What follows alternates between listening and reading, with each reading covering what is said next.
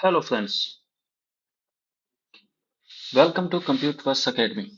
मैं M S Sodha आपके सामने हाजिर हूँ पाइथन की क्लास सेकंड लेकर। इस क्लास में स्टार्ट करते हम करेक्टर सेट्स से। करेक्टर सेट्स क्या होते हैं? करेक्टर सेट्स जितनी भी प्रोग्रामिंग लैंग्वेजेस हम यूज लेते हैं, उस प्रोग्रामिंग लैंग्वेज के अंदर जो जो आप करेक्टर्स यूज लेते हो, जो वैलिड करेक्टर्स है, जो एक्सेप्ट किए जाते हैं किसी भी प्रोग्रामिंग लैंग्वेज के द्वारा, उन सभी को हम लोग कहते हैं करेक्टर सेट्स। ये सारे वैलिड कैरेक्टर्स कौन कौन से होते हैं उनके बारे में देखते हैं, जो पाइथन द्वारा सपोर्ट किए जाते हैं।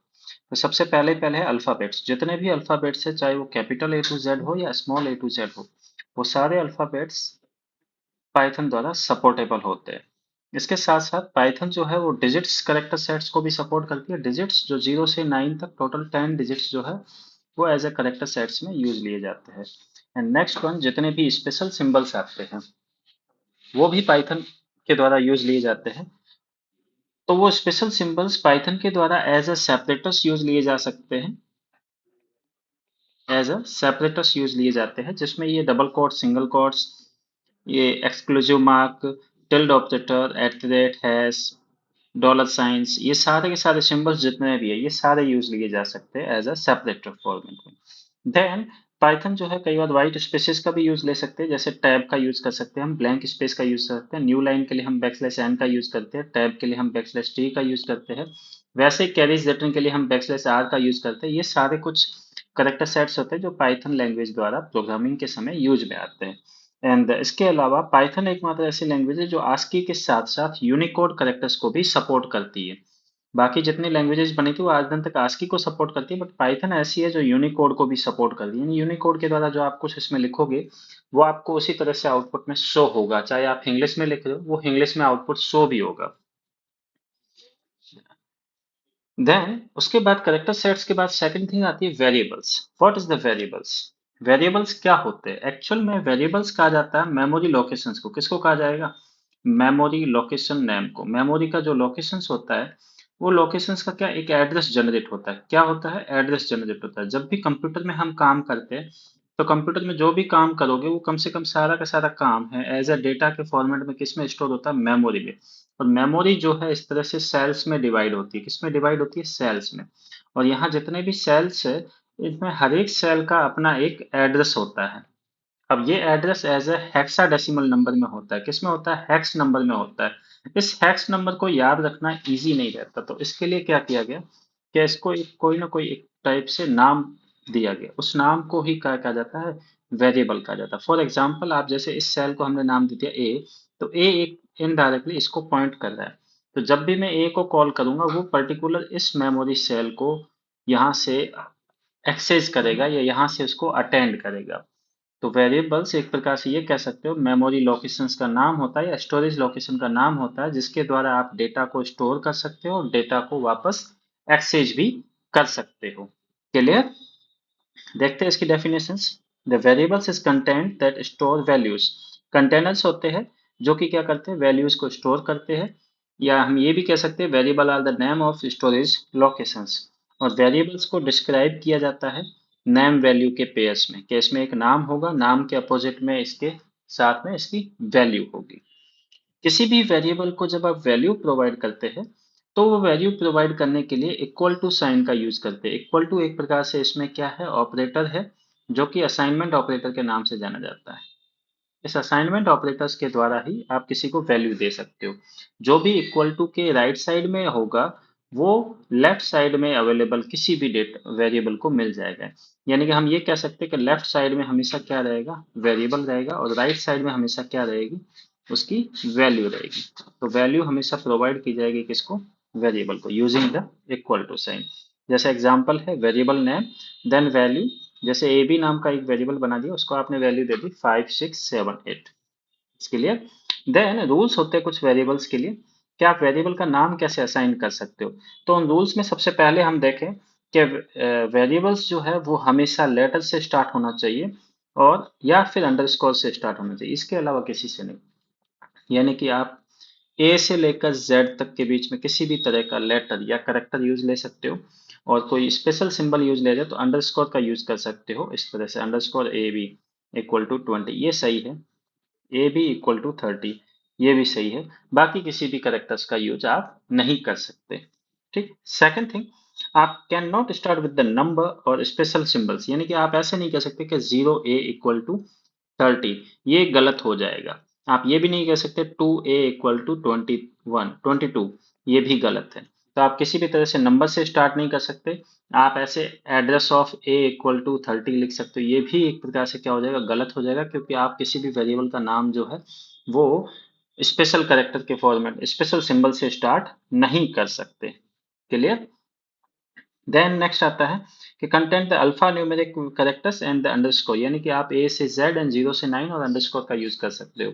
आप वेरिएबल के नाम के मिड में, फॉर एग्जांपल आपने किसी का नाम दे दिया a underscore b 20 equal to 321, तो ये एक प्रकार से सही नाम है।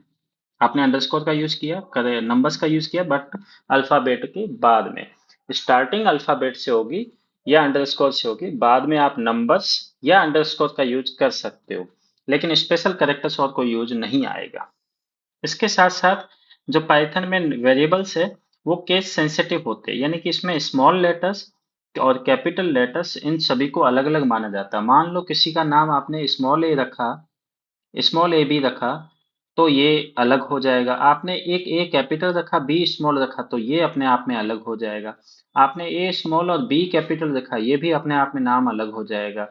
आपने दोनों कैपिटल रखे, वो भी अपने आप में नाम क्या हो जाएगा, अलग हो जाएगा। ये यहाँ पे चारों जो मैंने एग्जांपल लिखे, ये चारों ही अलग अलग मेमोरी स्टोरेज लेंगे, क्योंकि केस सेंसिटिव है और चारों का जो स्पेस है वो भी अलग अलग आएगा। इसके लिए देन नेक्स्ट आता है कि रिजर्व वर्ड्स, जो कीवर्ड्स होते हैं पाइथन के अंदर, जो कि पहले से रिजर्व है, उनका यूज हम लोग है वेरिएबल्स के नाम में नहीं कर सकते हैं। Clear. And then next is comments in Python. किसी भी लैंग्वेज में कमेंट्स रिप्रेजेंट करते हैं आप कोड को एज अ डॉक्यूमेंट में लिखना, कोड को एज अ डॉक्स फॉर्मेट में लिखना, यानी कि कोड को एक्सप्लेन करना। ये भी कह सकते हो, किसी कोड को, किसी लाइन को एक्सप्लेन करने के लिए हम किसका यूज करते हैं, कमेंट का यूज करते हैं। कमेंट ऐसे स्टेटमेंट्स जो कि किसी कंपाइलर या इंटरप्रेटर द्वारा रीड नहीं किए जाते, उन सभी स्टेटमेंट्स को कमेंट्स कहेंगे। ठीक है। Add a remark, source code, या फिर comments are not executed by the interpreter and use the primary document to meaning the purpose of source code. यहाँ पे दो तरीके हैं पाइथन में कमेंट्स को यूज लेने के। उन दो तरीकों में सबसे पहला कमेंट है यूज द हैश साइन। आप कभी भी किसी लाइन के आगे यदि हैश साइन लगा दोगे, तो उसके आगे लिखा हुआ कोई भी स्टेटमेंट है, मान लो मैंने लिख लिया a इक्वल टू 20, या हैश मैंने लिख दिया प्रिंट हेलो वर्ल्ड, तो ये अपने आप में क्या बन गया, कमेंट बन गया। क्यों? क्योंकि इसके आगे हैश लगा है, और जहां जहां हैश लगा रहेगा वो सारी लाइनें कमेंट बन जाएगी। तो एक है हैश साइन के द्वारा, और जो हैश साइन के द्वारा आप कमेंट लिखते हो उसे सिंगल लाइन कमेंट कहते हैं। क्या कहते हैं? सिंगल लाइन कमेंट कहते हैं। जैसे देखो print hello world to console, तो इसमें जो स्टार्ट में लाइन लिखी है ये एक प्रकार से क्या है, कमेंट है। इसकी अगली लाइन आपका स्टेटमेंट है जो रन होगा। ये है पहला तरीका। दूसरा तरीका है आप जो है ट्रिपल डबल कोट या ट्रिपल सिंगल कोट का यूज भी कर सकते हो कमेंट के लिए। इसका यूज होता है मल्टी लाइन कमेंट्स में, जहां पर भी ट्रिपल डबल कोट या ट्रिपल सिंगल कोट लगेंगे, वहां से कमेंट शुरू हो जाएंगे, और उसके बाद जो जो लाइनें आप लिखोगे वो सारे उसका पार्ट माना जाएगा। देखो इस तरह से, जैसे यहाँ पे मैंने लिख दिया it's non a multi line comment, इसको एक तो कहते हैं मल्टी लाइन कमेंट। फिर देखो एग्जांपल में ट्रिपल कोट से स्टार्ट हुआ, तो यहाँ से जितनी लैंग्वेज आपने लिखी है, जितनी लाइन आपने लिखी है, वो सारी लाइनें क्या हो जाएगी, दोनों लाइनें क्या है, एक प्रकार से मल्टी लाइन कमेंट का पार्ट है। दोनों लाइनें रीड नहीं होगी इंटरप्रेटर द्वारा। Is that clear? Next, tokens. देखो टोकन्स होते क्या है, तो किसी भी प्रोग्रामिंग लैंग्वेज या किसी भी लैंग्वेज के अंदर टोकन्स कहा जाता है स्मॉलेस्ट यूनिट को। किसे कहा जाएगा? स्मॉलेस्ट यूनिट को। Smallest unit of any program या any language is called the tokens. Python में भी है, smallest unit of any program is known as token. इसको याद रखना है, इस डेफिनेशंस को, इसके बारे में भी कई बार क्वेश्चंस जनरेट हो जाता है। टोकन्स होते कितने हैं? तो पाइथन में भी 5 टोकन्स होते हैं, जिनको आप शॉर्ट में याद रख सकते हो किप्लो के फॉर्मेट में। किस फॉर्मेट में? किप्लो, KIPLO, किप्लो वर्ड याद रख लो। किप्लो में देखो के का मतलब होता है कीवर्ड। एनी रिजर्व वर्ड्स जिन्हें पाइथन का इंटरप्रेटर पहले से ही मान लो ये पाइथन का इंटरप्रेटर पहले से जिन चीजों को जानता है, जो नॉन है पाइथन के इंटरप्रेटर के, वो सारे वर्ड्स कीवर्ड्स कहलाएंगे, जिनका यूज आप वेरिएबल्स में नहीं कर सकते। उनका कुछ ना कुछ स्पेशल टास्क होता ही है। तो reserve words in Python is known as keywords, और जिनका कुछ स्पेशल मीनिंग होगा, कुछ स्पेशल सिग्निफिकेंस होगा। और पाइथन में टोटल मिला के 35 कीवर्ड्स वर्तमान में अवेलेबल है। प्रेजेंट टाइम में पाइथन में कितने कीवर्ड्स है? तो प्रेजेंट टाइम में पाइथन में टोटल 35 कीवर्ड्स है। Is that clear? The next आता है आई। आई वर्ड्स का मतलब होता है आइडेंटिफायर। आइडेंटिफायर का मतलब होता है आइडेंटिटी। पाइथन में जो भी डेटा आप यूज लेते हो, उस डेटा को कुछ ना कुछ आइडेंटिटी प्रोवाइड करनी होती है। तो उन आइडेंटिटी को प्रोवाइड करने के लिए आप उसे क्या दोगे? नेम दोगे। उसी को हम लोग कहते हैं आइडेंटिफायर। आइडेंटिफायर कहा जाएगा किसी भी नाम को जो कि दिया जाएगा वेरिएबल, फंक्शन, क्लास, लिस्ट या मेथड्स को। जो भी नाम आप प्रोवाइड करते हो उसे आप क्या कहोगे? आइडेंटिफायर। इसके भी कुछ अपने अपने रूल्स होते हैं, जैसे वेरिएबल्स के नाम असाइन करने के रूल्स होते हैं, वैसे आइडेंटिफायर्स के भी रूल्स होते हैं।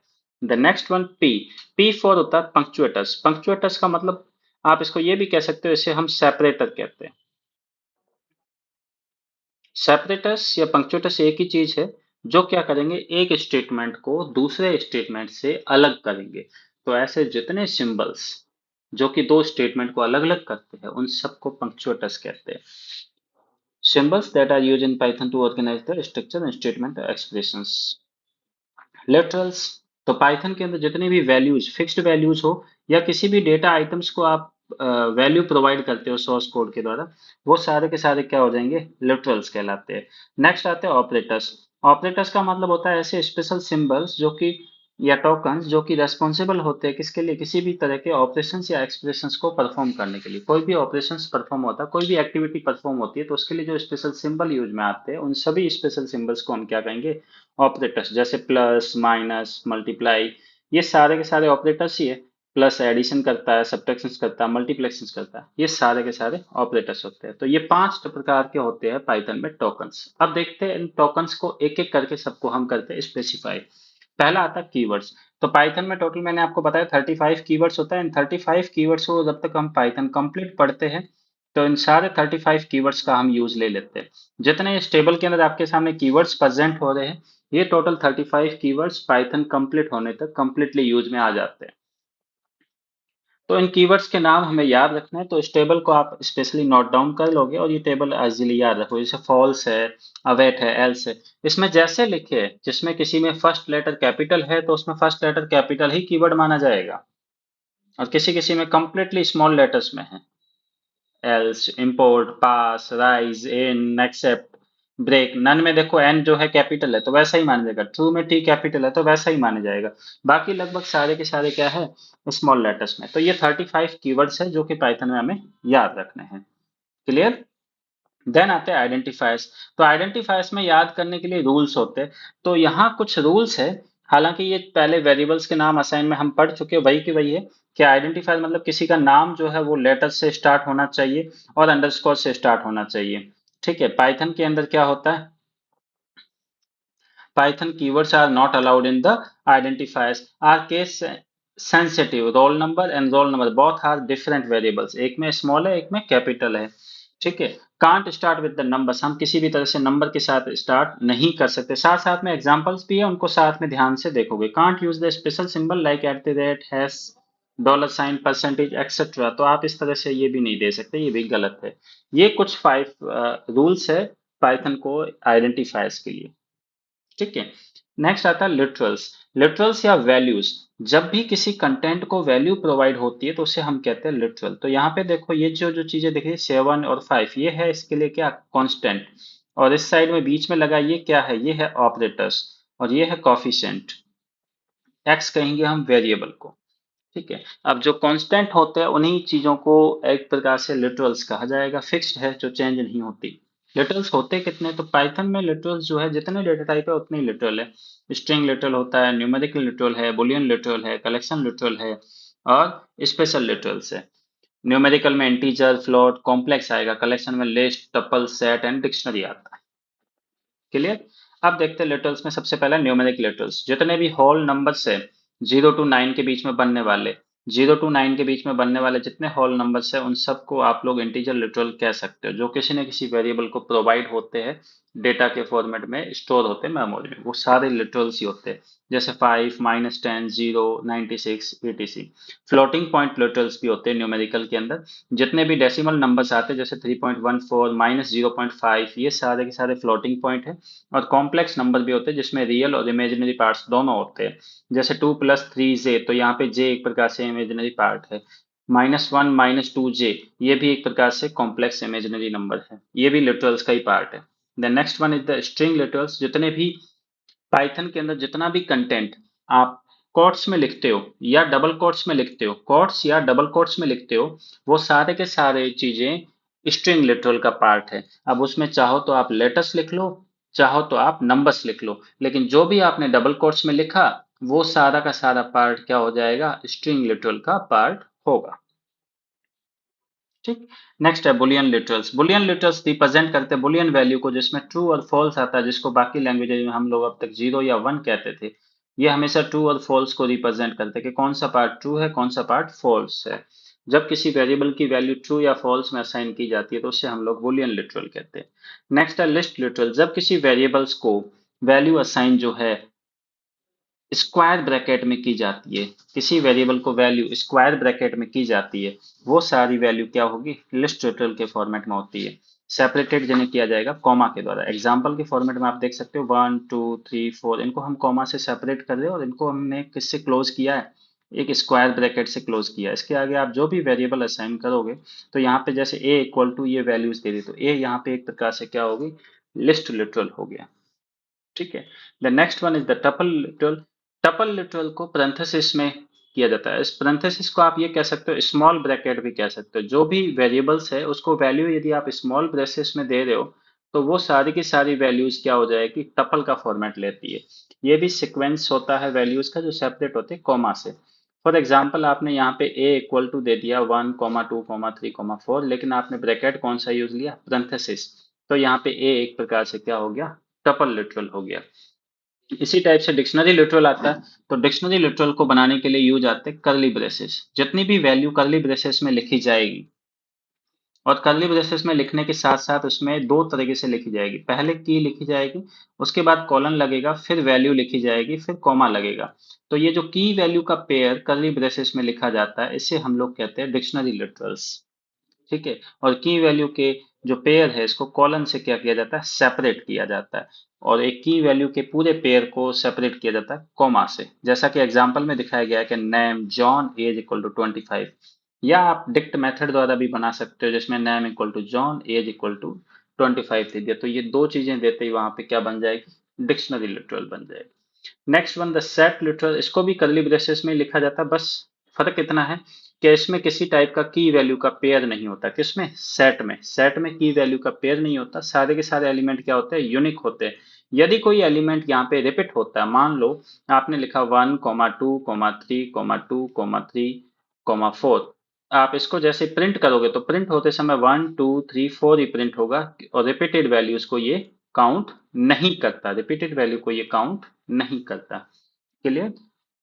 The next one is the none literal. None literal represent करता है नल वैल्यू को। इसमें कुछ भी नहीं, यानी कि जब किसी वेरिएबल को कुछ कोई वैल्यू प्रोवाइड नहीं करनी है तो हम उसको क्या प्रोवाइड कर देते हैं, नन प्रोवाइड कर देते हैं। The next one is the punctuators. जितने भी ऐसे स्पेशल सिंबल्स आते हैं या डेलिमिटर्स आते हैं जो दो चीजों को सेपरेट करते हो, दो स्टेटमेंट को सेपरेट करते हो, उन्हें हम लोग पंक्चुएटर्स कहते हैं। इसमें सिर्फ एक डॉलर साइन, एक क्वेश्चन मार्क, ये दो ही सिंबल ऐसे जो अलाउ नहीं होते। तो इन दोनों सिंबल को स्पेशल नोटिफाई कर लोगे, अलग स्टार मार्क लिख लोगे। कई बार क्वेश्चन जनरेट होता है इनमें से कौन सा पंक्चुएटर्स नहीं है, सिंबल्स में से सिर्फ दो ही ऐसे सिंबल है जिसमें डॉलर साइन और क्वेश्चन मार्क आते हैं जो कि पंक्चुएटर्स नहीं है। बाकी जितने सिंबल्स यहाँ आपको दिखाए गए ये सारे के सारे अपने आप में क्या है, पंक्चुएटर्स है। ठीक है। Is that clear. तो ये थी पाइथन की जो है हमारी normal tokens and character set से related class. The next class हम देखेंगे पाइथन ऑपरेटर्स के बारे में। तो तब तक के लिए थैंक यू।